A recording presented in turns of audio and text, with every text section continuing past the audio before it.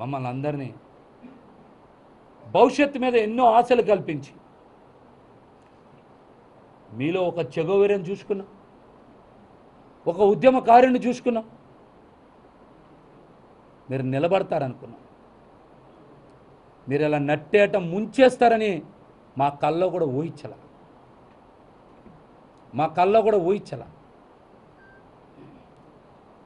యువత భవిష్యత్తుకి మీరు అండగా నిలబడతారనుకున్నాం. మా కళల్ని ఇలా కాల రాసేస్తారని తెలిస్తే మీతో ఎందుకుంటాం?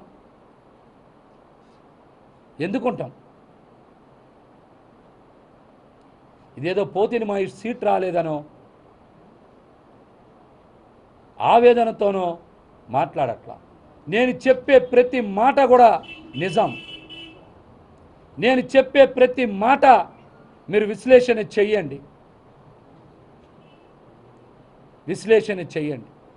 నా మీద సాయంత్రం నుంచో రేపటి నుంచో చాలామంది ప్రెస్ మీట్లు పెట్టచ్చు, ఇష్టానుసారం మాట్లాడచ్చు.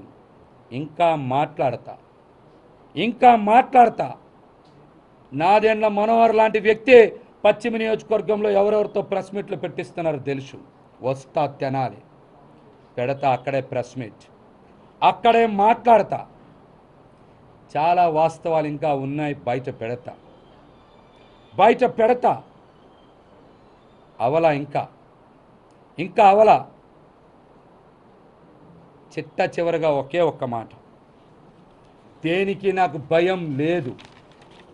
నేను చెప్పేవన్నీ నిజాలే అని నేను సంపూర్ణంగా నా గుండె మీద చెయ్యేసుకొని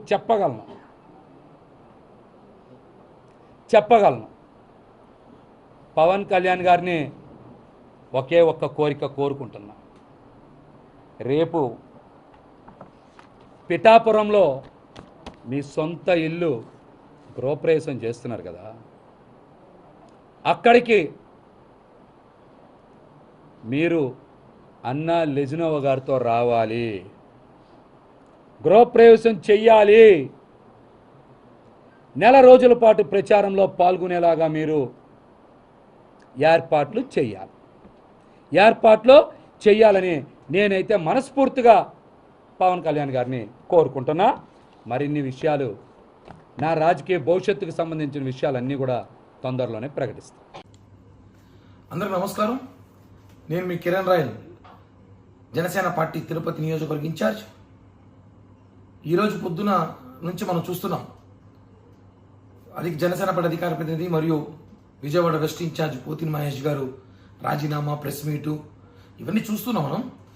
యాక్చువల్లీ నేను ప్రెస్ మీట్ పెట్టాల్సిన దాని మీద నేను అందుబాటులో లేను, వేరే ఊర్లో ఉన్నా కాబట్టి వీడియో వచ్చేసి పంపించాల్సి వస్తుంది. కాబట్టి మిత్రులు, మీడియా వాళ్ళు, జన సైనికులు క్షమించాలి. ప్రెస్ మీట్ పెట్టినందుకు వీడియో ద్వారా అర్థం చేసుకోవాల్సింది కోరుకుంటూ, మహేష్ గారి 3 ప్రశ్నలు అడుగుతా. ఒకటి, 2019 మీకు సీట్ ఎక్క ముందు మీరు ఎక్కడున్నారు? మీరు 2016లో 17లో జనసేన పార్టీలోకి వచ్చారు. మీకు ఈరోజు జనసేన పార్టీ లేకపోతే మీకు ఇది చరిష్మైన క్రేజ్ వచ్చేదా? అసలు పవన్ కళ్యాణ్ గారు మీకు ఎంత ప్రియారిటీ ఇచ్చారు, ఎంత వాల్యూ ఇచ్చారు మీకు తెలుసు కదా. ఇవన్నీ కూడా మీరు ఎక్కడి నుంచి వచ్చింది? మీరు గతంలో రాజకీయ నేపథ్యం ఏముందా? గతంలో ఏం లేదు కదా. జనసేన పార్టీ మనందరికీ పునాదులు. మనకందరికీ జనసేన పార్టీ పవన్ కళ్యాణ్ గారు భిక్ష పెట్టారు.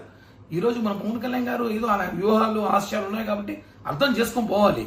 ఇప్పుడు నేనున్నాను, ఉదాహరణకి ప్రజారాజ్య పార్టీ నుంచి పనిచేస్తున్నా. 2014లో నుంచి జనసేన పార్టీ పెట్టిన రోజు నుంచి ఉన్నాను, మీకన్నా ముందు నుంచే ఉన్నా. నేను మొన్నటి ఇన్ఛార్జ్గా ఇచ్చారు, తిరుపతిలో పనిచేస్తున్నా. ఏదో సీట్ ఆశించా, రాలేదు. ఎవరు వైసీపీ అతను సీట్ ఇచ్చారు, దాని మీద నేను కొంచెం అలిగున్నా, నచ్చలేదు. ఇష్టం ఉంటే పని చేస్తా అభ్యర్థికి, లేదంటే పిఠాపురం పోయి పవన్ కళ్యాణ్ గారు పని చేసుకుంటా. అంతేకాని ఎక్కడ కళ్యాణ్ గారి గురించి మాట్లాడినా కదా. ఎందుకంటే నిజమైన జనసైనికులు అలా ఉంటారు, పవన్ కళ్యాణ్ గారి మనుషులు అలా ఉంటారు. ఏదో వైసీపీ ఇచ్చిన స్క్రిప్ట్, వైసీపీ పంపించిన 3 పేజీలు మీరు తీసుకొచ్చి చదవడము, దాన్ని బీసీ కార్డు పెట్టడం కరెక్ట్ కాదు. మీరు ఏ రోజు కూడా సరే, పోతిన మహేష్ ప్రెస్ మీట్లో ఇంతవరకు నాకు తెలిసి ఇన్ని ప్రెస్ మీట్లలో మీరు ఎప్పుడు కూడా పేజీలు చూసి ప్రెస్ మీట్లు పెట్టలేదు. మొట్టమొదటిసారి 4 పేజీలు చదివి ప్రెస్ మీట్ పెట్టారంటే ఆ పేజీలు ఎక్కడి నుంచి వచ్చాయి, ఆ పేజీలు వెనకాల ఎవరున్నారు, ఇవన్నీ కూడా మాట్లాడాల్సిన అవసరం ఉంది. ఒకటే చెప్తున్నా, అనాలిజీ ఒకరిని తీసుకొని మీరు గృహప్రవేశం రా అంటే ఇప్పుడు అది సంబంధం కాదు కదా. ఆయన తీసుకొస్తారు, రాడు, ఆయన ఇష్టం అది. దానివల్ల జనసేన పార్టీకి నష్టం లేదు, నీకు వచ్చే నష్టం లేదు. సబ్జెక్టు మీరు డైవర్ట్ చేయడానికి ప్రయత్నిస్తున్నారు. దీని వెనకాల ఎవరో క్లియర్గా ప్రజలు తెలిసిపోయింది. ఎందుకంటే మహేష్ గారు కూడా నాకు ఆయన వ్యక్తిగత ఏం లేదు. నేను ఆయన కలిసి అనేక ప్రెస్ మీట్లు వాళ్ళ ఆఫీస్లో పెట్టా. గత సంవత్సరంలో నాకు సహకరించాడు, పార్టీతోనే ఉన్నాడు, సహకరించాడు. ప్రెస్ మీట్లు పెట్టాం, అనేక చోట్ల మేము కలిసి పనిచేసాం, ఉద్యమాలు చేసాం, అన్ని చేసాం. ఈరోజు కొన్ని జరుగుతూ ఉంటాయి. ఇంకా భవిష్యత్తు ఉంది, మనకి 2 నెలల తర్వాత మంచి భవిష్యత్తు రాబోతుంది. అవి అర్థం చేసుకోవాలి. కానీ పవన్ కళ్యాణ్ గారిని ఇష్టం వచ్చినట్టు మాట్లాడితే, మనోహర్ గారిని మాట్లాడితే, జనసేన పార్టీ నాయకుల్ని కార్యకర్తలు ఏదో మేమేదో అమాయకులను, ప్రజలు మమ్మల్ని ఏదో విస్మరించారనో, మీకన్నా మేధావులు లేరని మాట్లాడితే మాత్రం బాగోదు. మీరు పవన్ కళ్యాణ్ గారికి క్షమాపణ చెప్పాలి, జనసేన పార్టీ నాయకులు కార్యకర్తలు క్షమాపణ చెప్పాలి. లేకపోతే మీకు తెలుసు మీరెంత ఉద్యమకారులు, మీకు మించి ఉద్యమకారులు మేము కూడా. ఎంత దాకా దిగుతాం, ఏమైనా చేస్తాం. ఊరికే బెదిరించేది కదా, ఆధారాలు ఉన్నాయి. ఏం ఆధారాలు? ఏమవుతాయి ఆధారాలు అంటే? ఏం ఆధారాలు? కేవలం జనసేన నాయకులు తప్పుదోవ పట్టించడానికి ప్రయత్నిస్తారు. పోతిన మహేష్ గారు, ఇది కరెక్ట్ కాదు, మీకు ఇష్టం లేదు వెళ్ళిపోండి, హ్యాపీగా వైసీపీకి వెళ్ళిపోండి, ప్యాకేజ్ తీసుకోండి, ఏదో ఎమ్మెల్యేసో మంత్రో ఏదో ఇస్తామని తీసేసుకోండి, మీ రాజకీయ జీవితం చూసుకోండి.